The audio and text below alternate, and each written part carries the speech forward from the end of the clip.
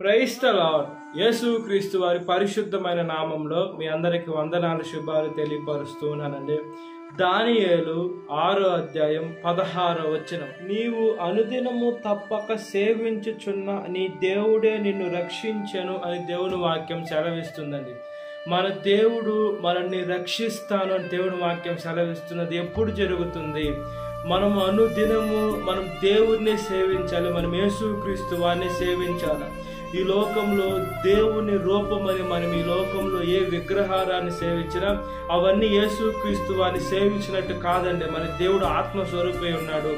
దేవుడికి విగ్రహారాధన నచ్చదు. కాబట్టి మనము ఏ దేవుని సేవిస్తున్నామో ఆయన మనం రక్షించాలని యేసుక్రీస్తు వారు ఆశపడుతున్నారు. మనం బైబిల్ గ్రంథంలో చూసుకున్నప్పుడు దానియేలు గారిని మనం చూసుకోవచ్చండి.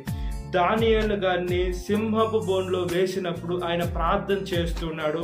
ఆకలితో ఉన్న సింహాలు దానియేలు గారిని చంపకుండా ఆయన బ్రతికించాయండి. అంటే సింహాల్లో నోర్లు దోతలు వచ్చి మూసేశాయి. ఆ సింహాలు దానియేలు గారి చుట్టూ కూర్చొని ఉన్నాయి.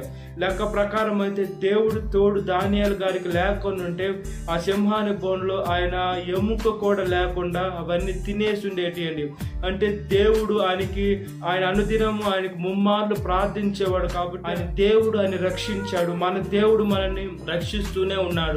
మనము ప్రయాణమై బయటికి వెళ్ళి అదే ప్రయాణమై ఇంటికి రావాలంటే యేసుక్రీస్తు వారి కంచె మనకి ఆయన కాపుదల మనతో ఉంది. కాబట్టి మనకి క్షేమమైన ప్రయాణాలు కలుగుతున్నాయి. యేసుక్రీస్తు వారు అందరినీ ఒకటేలాగా ప్రేమిస్తున్నారు. అయితే మనం మన జీవితాన్ని దేవుడి దగ్గర ఎలా సమర్పించుకోవాలా? మన విరిగి నలిగిన మనసానికి బలులు అని యేసుక్రీస్తు వారు సెలవిస్తున్నారు. ఆయన మన కోసం ప్రాణం పెట్టినంతగా ప్రేమించారు. ఆయన మనుషుల కోసం ప్రాణాన్ని కూడా లెక్క చేయలేదండి. మొదటిది. రెండోది, ఆయన పరలోకంలో నుంచి ఆయన రాజ్యాన్ని ఆయన సింహాసనాన్ని వదిలిపెట్టి మన దగ్గరికి దరిద్రులైన మన దగ్గరికి వచ్చారు.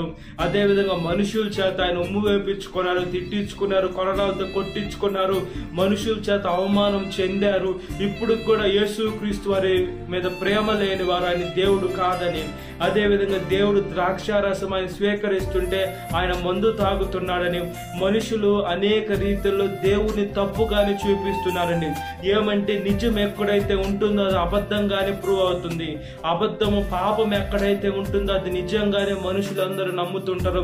నిజాన్ని ఎక్కువ మంది నమ్మరు. అబద్ధాన్ని మాత్రమే వాళ్ళకి ఇష్టంగా ఉంటుంది. అబద్ధాన్ని మాత్రమే సేవిస్తుంటారు. కాబట్టి మనం అనుదినము ఏ దేవుని సేవిస్తున్నాం? నిజమైన యేసుక్రీస్తు వారిని సేవిస్తే దేవుడు మనల్ని తప్పిస్తారండి. అదేవిధంగా షడ్రకు మెషకు అబేద్నెగో వారు కూడా దేవుని బిడ్డలై ఉన్నారు. వాళ్ళని 7 అంతలు మంటలు పెంచి అగ్నిగుండంలో వేసినా కూడా వేసి అతను చనిపోయారు. కానీ అదేవిధంగా షడ్రకు మెషకు అబేద్నెగో కూడా వాళ్ళు కాలిపోల బూడిద వాసన కూడా వాళ్ళకి రాకుండా 4వ వ్యక్తిని యేసుక్రీస్తు వారు రక్షించారు. కాబట్టి మనము వాక్యానుసారంగా దేవుని అనుదినం సేవించే బిడ్డలుగా ఉన్నట్లుగా ప్రార్థన. మహాపరిశుద్ధాత్మ దేవ, మా ప్రియ పరలోక తండ్రి, మిమ్మల్ని మేము అనుదినము సేవించే బిడ్డలుగా ఉండాలయ్యా. సాతాను మమ్మల్ని బాధ పెట్టాలా, దుఃఖ పెట్టాలా, మమ్మల్ని ఇబ్బంది పెట్టాలా, మమ్మల్ని శోధనలోకి తీసుకొని వెళ్ళాలని సాతాను దాని అనుచరులు సకల ప్రయత్నాలు చేస్తున్నారయ్యా. యేసు మీరు దానియేలు గారిని కాపాడిన దేవా, అదేవిధంగా షడ్రకు మెషకు అబేద్నెగో వారిని కాపాడిన దేవా, అదేవిధంగా ప్రార్థన చేస్తూనే ఉన్నామయ్యా.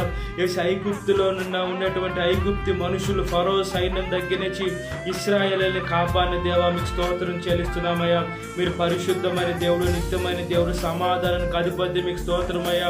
మేము అనుదినము మిమ్మల్ని ఎప్పుడైతే సేవిస్తే మీరు మమ్మల్ని రక్షిస్తూ ఉంటారు. వేసి దానియేలు గారు ముమ్మార్లు మధ్యాహ్నం మేము వేసి 3 పూట్ల ఎలాగైతే ఆహారం తింటామో ఆయన 3 పూట్ల అలాగ ప్రార్థన చేసేవారయ్యా.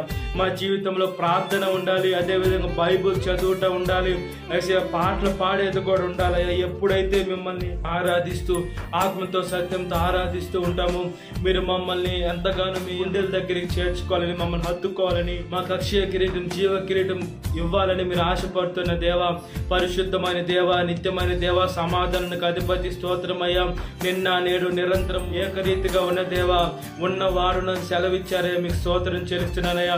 మేము ప్రయాణమై బయటికి వెళ్ళి ఇంటికి క్షేమంగా రావాలంటే మీకు కాపాడుతున్న సహాయం మీకు కంచె ఉంటేనే వస్తాం. అది మేము అర్థం చేసుకొని మిమ్మల్ని సేవించే మంచి మనస్సుని దయచేసి ఎక్కడికి వెళ్తున్నా యేసయ్య మేము ఆలస్యం అనుకోకుండా ఒక నిమిషము కేర్లెస్ చేయకుండా ప్రార్థన చేసుకొని వెళ్తే మా జీవితానికి చాలా ఉపయోగం. ఒకసారి బ్లెస్ చేయమని సాతాను శోధన ప్రతి ఒక్క బిడ్డ విడుదల దయచేయండి.